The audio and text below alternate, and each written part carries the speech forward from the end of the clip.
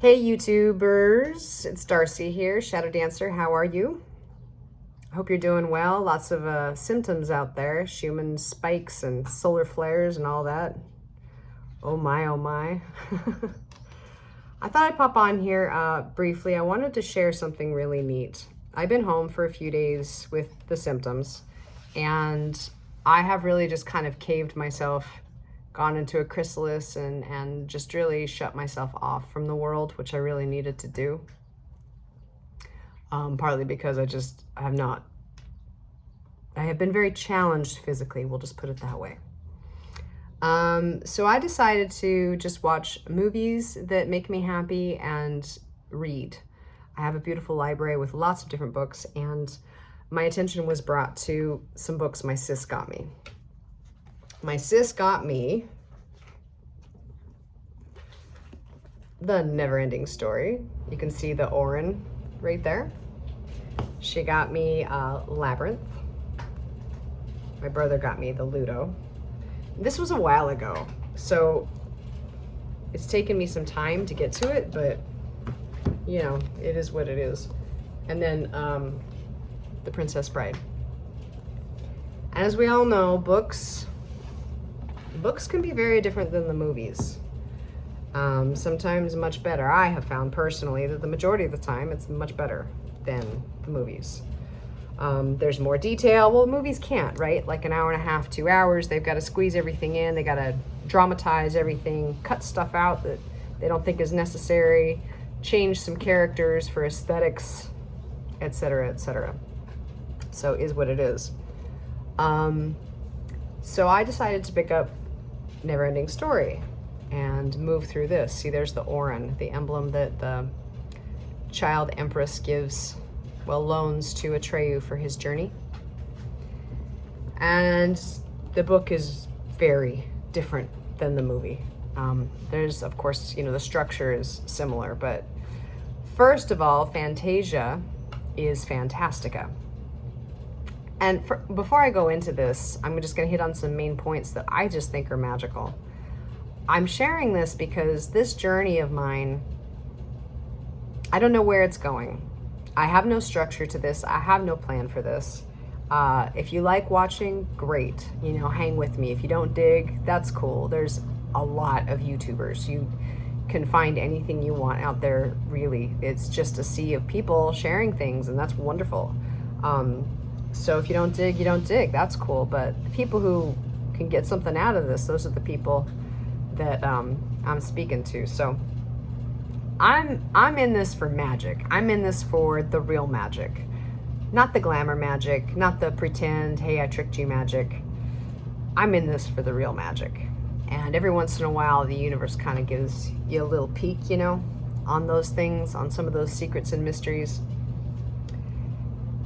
And with books and music, I'm sure some of you out there have experienced this, where as you've progressed along your path and you've opened up some and you've awakened some, you'll listen to an old song that you used to love, and beneath the surface level lyrics, there is a deeper message, and it's spiritual, and it speaks to your soul that you couldn't hear before. Did the artist of the song mean that? Maybe, probably not. You start finding that you're being communicated to through music, books, movies, in a way that you couldn't hear before. Now, sometimes the musicians meant the deeper things. You know, you get into your bands like Moody Blues and Pink Floyd and Led Zeppelin and stuff, and they were connected in a whole other way. They were exceptional human beings if they were normal human beings, which I tend to question. They just knew too much. They just knew too much. And the more I go on in my path, especially the Moody Blues, I've really been into them lately. I listen to a lot of their stuff, and oh, gosh, it's just, you can go on a whole journey listening to their music, you know? It's cool, the process, you know, you start going deeper and deeper, and everything goes deeper and deeper with you. So, I digress. While I have been taking care of my body these past few days, I picked up Neverending Story. And so I'm going to go through some of the really cool things about this book that are absolutely pertinent to being on a spiritual path, the awakening, our journey, especially a hero's journey, ethics and morals, and the deeper messages that this book has that are absolutely, I mean, groundbreaking for me, that I didn't expect to find in a children's book. But here we are. So it's called Fantastica. It's not Fantasia. Atreyu, the warrior that goes on the journey, in the book, he has green skin. He has green skin, black and blue hair. And he and his people, I would liken them to Native Indians. They hunt buffalo in Fantastica. Their little sect that they live in. And the buffalo are like 5 times the size of one of our buffaloes, and they're purple. And you know, they're kind of the Native Indians of Fantastica. And in Fantastica, you've got the vampires and werewolves and ghost parts, which I don't know that the movie really touched on that. There are definitely some dark, ghoulish, evil, and really creepy parts of Fantastica, as well as like the fairies and the trolls and the sprites and the princesses and the unicorns, and you know, I mean, there's everything. It's fantasy land, right? So there's everything there, but the book definitely touches on some darker spots that the movie chose not to for whatever reason. So Atreyu goes on this journey. He's given the Orin, you know, is on loan to him from the Child Empress. And he goes on this journey, and remember the black werewolf that's following him? The black wolf, I think, in the movie that's following him the whole movie, who's intent upon killing him and stopping him because this werewolf wants the nothing to envelop all of Fantastica. I can't really remember the reason why. I'm only halfway through the book right now, by the way, so this is just my summation of what's going, well, not my summation, but my, see, I haven't been feeling well. This is just kind of my synopsis of what I have read so far. So in the book, same thing. He's trying to find Atreyu and take him down. And Atreyu is going on this journey. He loses his horse. In the book, it's not near as hard to deal with as it was in the movie. That's part of the reason I haven't seen the movie for a very long time. I just can't handle it. John Wick, I almost didn't watch John Wick. When his dog, my brother was like, sit down. I got up at the couch. I was going to leave the room. My brother's like, sit down. You're going to love this movie. I love my dude movies. And I'm glad I did, because I love John Wick, but whenever anything happens to an animal, I just can't.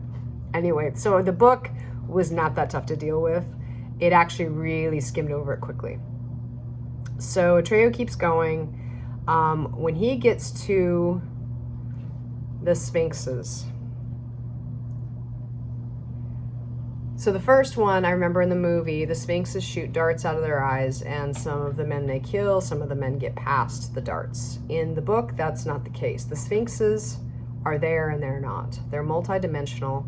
They can only look at each other because only another Sphinx can handle the gaze of a Sphinx.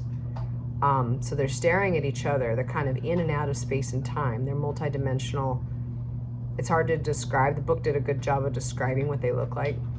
But getting through that gate, basically when you get between the two Sphinxes, is a man, if they choose to not let him through, then he's frozen. He's frozen between the Sphinxes, and he will be frozen there until he dies.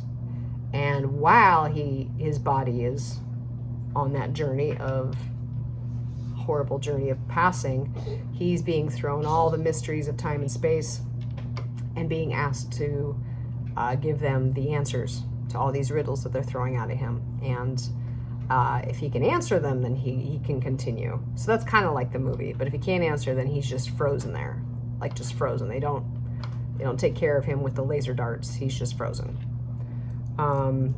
So Atreyu approaches the gates and puts his head down and just kind of really goes through the gates with humility and respect and just slowly walks through, and they let him through. They don't ask him a riddle. They don't ask him to solve a riddle. They don't ask him to answer a mystery. They just let him walk through. And what I gleaned from that was respect and humility. So he comes upon the second gate. Of course, that was, you have to face yourself. That's the mirror gate. And that's when he sees Bastian in the mirror. Bastian is the kid that's actually on Earth, the human that's reading the book. But in the book, in this book, The Neverending Story, Bastion is a fairly overweight kid with knock-kneed legs. So very different than the child actor they cast in the film, of course.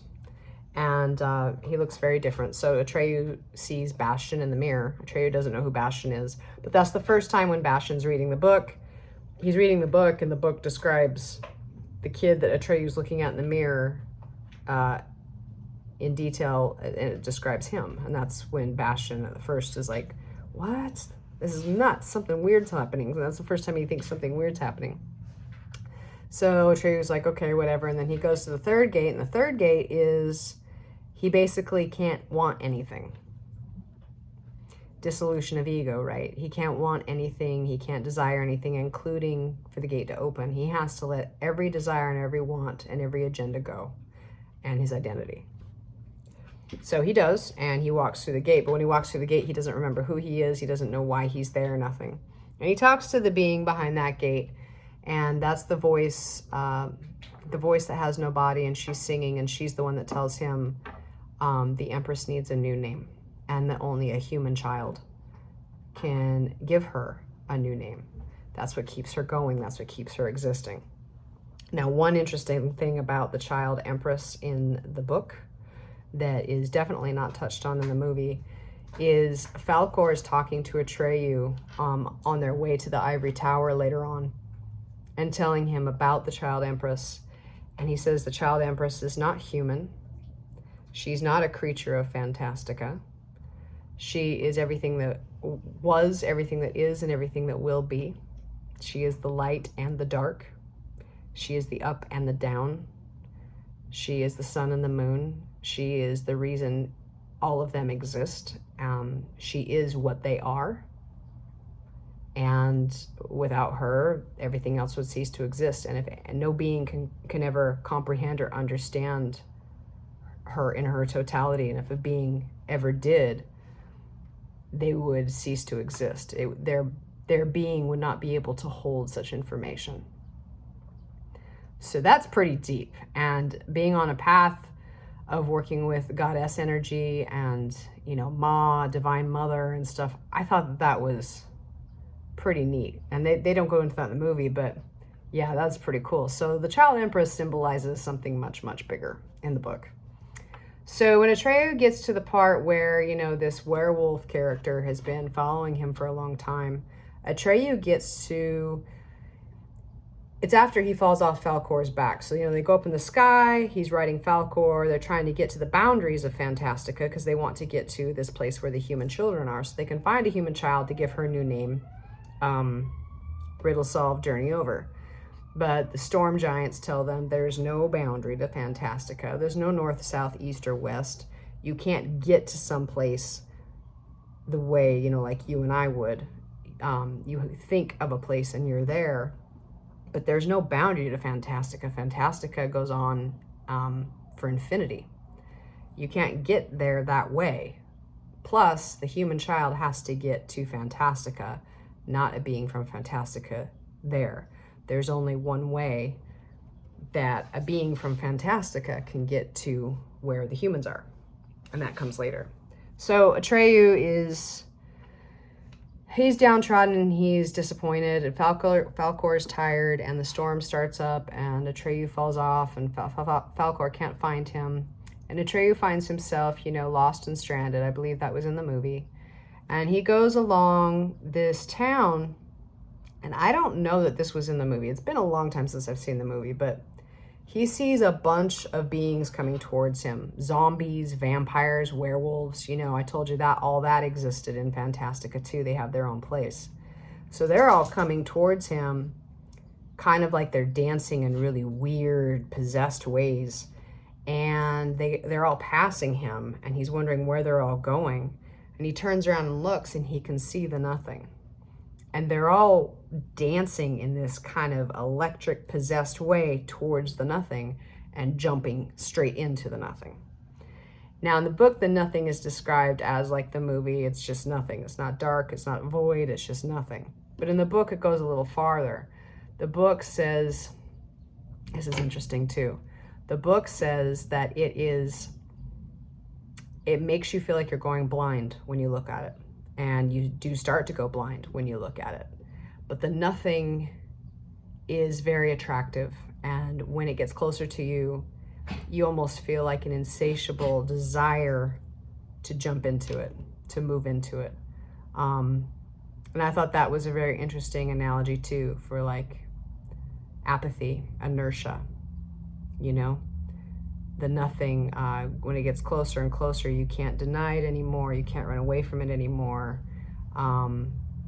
It doesn't hurt. You just jump. You want to jump into it at that point. You just want it to be over. So all these darker beings were running towards the nothing and jumping straight into it. So Atreyu runs the opposite way.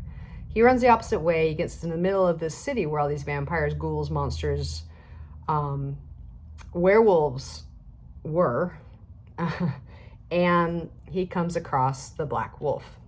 Can't remember the Gamor, the black wolf.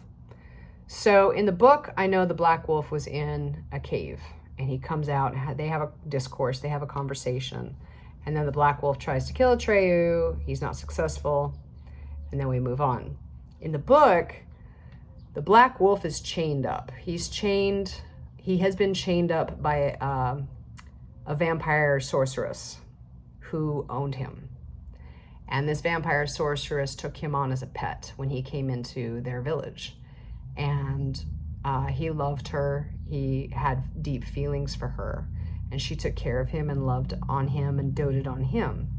When she found out, and this is revealed in his conversation with Atreyu, when she finds out that this black werewolf has been hunting down Atreyu to kill him, to stop him from saving the child empress, when the black vampire priestess, dark magic vampire priestess, finds this out, she immediately clamps chains on his legs in a magic spell that only she can release. Because for the child empress to cease to exist would mean that she would cease to exist. So see, even the dark beings have utmost respect for the child empress. All of them do, because they know if she's gone, they're gone. So none of them are seeking to hurt or harm her in any way. She is ultimately safe. They all need her. They all know this. So when the dark priestess finds this out, she chains him up, and she's the only one that can remove the chains. And then she gets into this kind of zombie thing with all the zombies and werewolves, and they're all jumping into the nothing. So she's gone, and she's the only one that can take these chains off. So Atreyu finds him, and he's like starving to death. He's like almost dead. He has like a couple hours to live. He's just nothing but bones. Don't know how long he's been there, how long she's been in her trance, but he hasn't eaten in a long time. He's almost done. So Atreyu, while the werewolf is in chains, Atreyu has this conversation with him. And they're talking about just the nature of Fantastica, the nature of the child empress, and the nature of Fantastica. There's a couple things I want to read here, because I just find this fascinating, and it latches on to the nature of the path that I'm on, and the path that I'm sure a lot of you are on, or are going to be on, or have been for some time, in retrieving your creativity and your imagination, because I am coming to find that that's the key, is the imagination and the creativity. That's the key. That's the key. It opens portals. It opens paths. It opens whole new dimensions of your life. So Gamork is his name. So Atreyu asks him, "You've been in the world of humans," and he says, "I've often gone back and forth between their world and yours." And he says, "For you and your kind, it's easy to get there. There's only one hitch. You can never come back. Once you go to where the humans are, you have to stay forever. Do you want to go, Atreyu?" Okay, so I forgot about that. So the characters in Fantastica can't get to where the humans are except for one way. And the one way is to jump into the nothing. Yeah, so if they just want to go there like he and Falcor were trying to find, they can't get there that way. The one way they can get to where the humans are is to jump in straight into the nothing.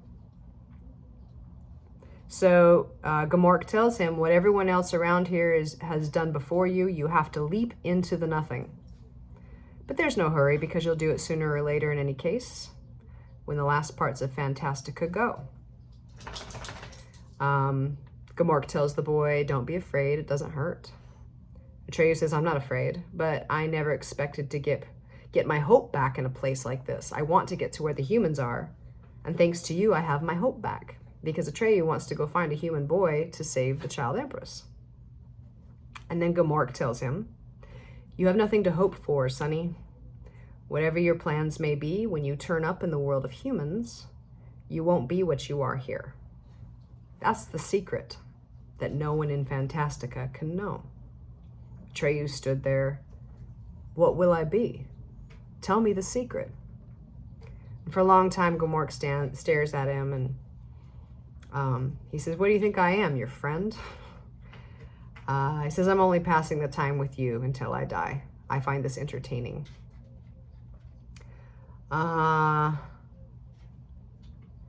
Gamork tells him, when you get to the human world, the nothing will cling to you.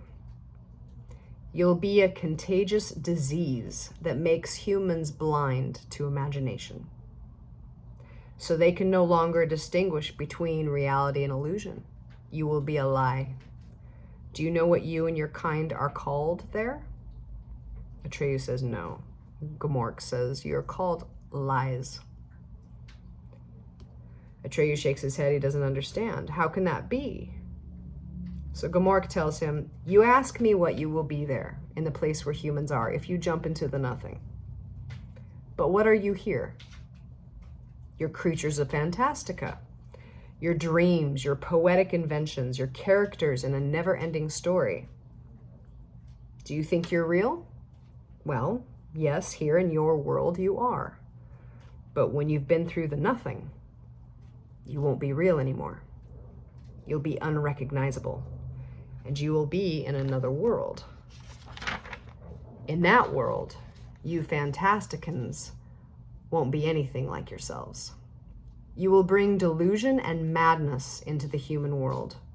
Tell me, sonny, who do you suppose will become of all the Spook City folk who have jumped into the nothing that you just witnessed? Atreyu says, I don't know.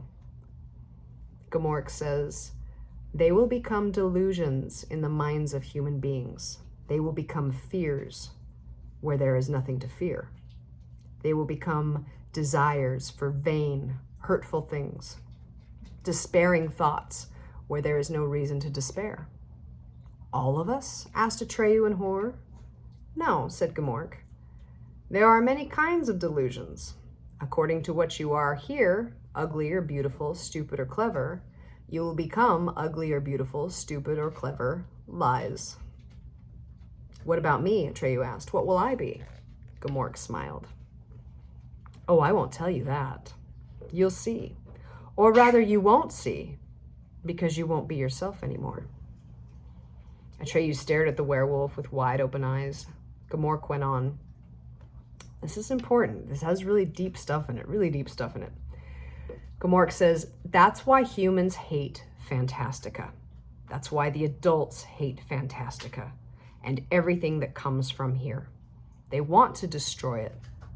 And they don't realize that by trying to destroy it, they multiply the lies that keep flooding the human world and mind. For these lies are nothing other than creatures of Fantastica who have ceased to be themselves and survive only as living corpses, poisoning the souls of men with their fetid smell.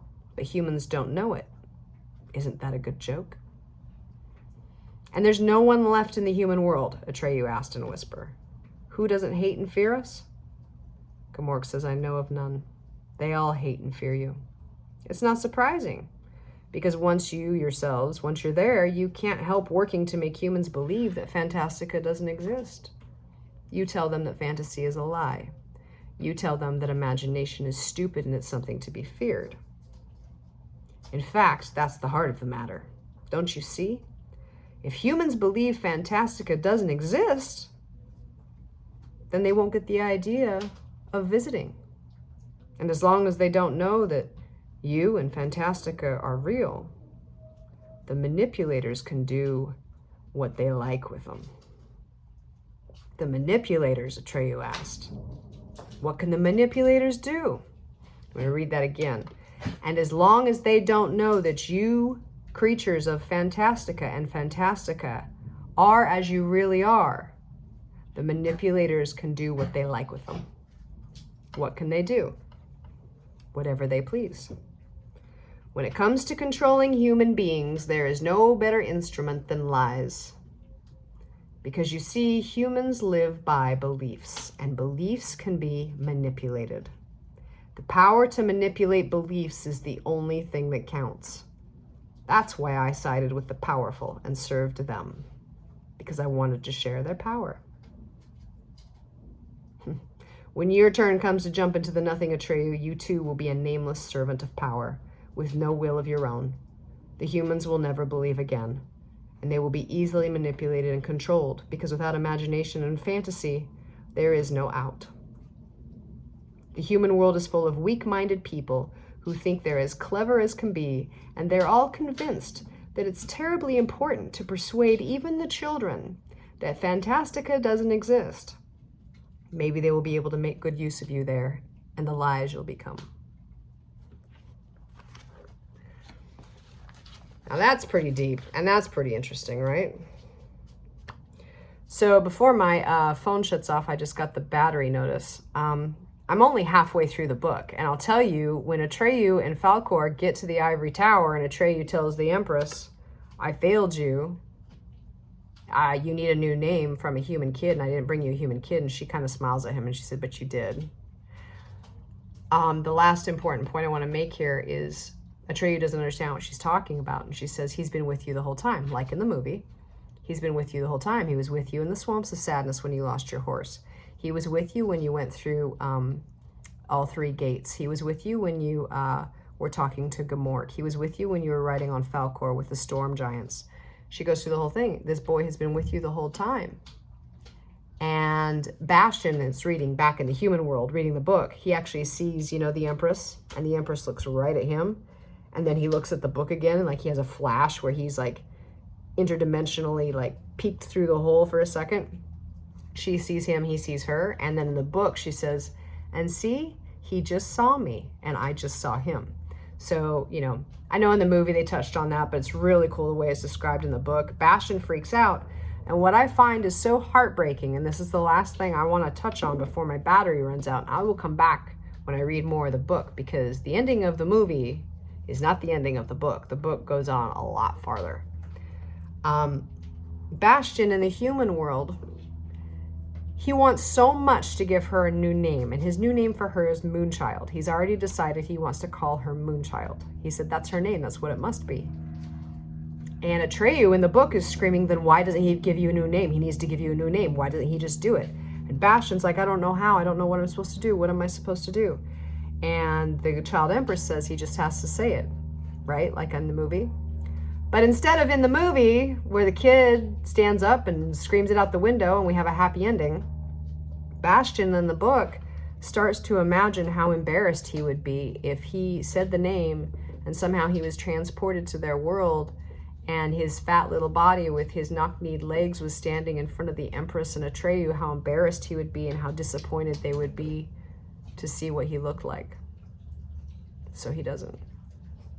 His shame and his guilt about what he looks like and who he is, he just can't. He can't risk it. He can't risk them seeing him. So he doesn't say her name. So the next part of the story is Atreyu goes to the healing center with Falkor, where they're going to work on the two of them and heal them, and the Child Empress goes with her guardians to go meet the man of the mountain. And this is where the story continues. And I'm only halfway done with the book. So really interesting stuff, right? Really, it's really a neat journey. I'll come back on and share the second half of the book. If it was a little all over the place, apologies. My head's still a little foggy from not feeling so good the past few days, but a lot to think on there, especially the stuff that Gamork said, right? The imagination, man, the creative place, that's where it is. We all have to open that back up. And the non-physical world is just as real as it is here. It's just we're in the physical world with the senses that connect to the physical things. But the non-physical world, there are so many things out there. Don't let anybody tell you not to believe. Don't let anybody tell you not to believe. And if you were ever told not to believe, find that belief again. Get connected again. And say her name. Oh, I'm a dork. Okay, that's my share. I'll be back with the rest of it. A little more clear-headed and a little stronger. I hope you're doing well, and I hope you're doing fun things, and I hope you're opening up that creativity and taking care of your body and connect, man. We have to. It's a renaissance is coming. All right. Goodbye for now.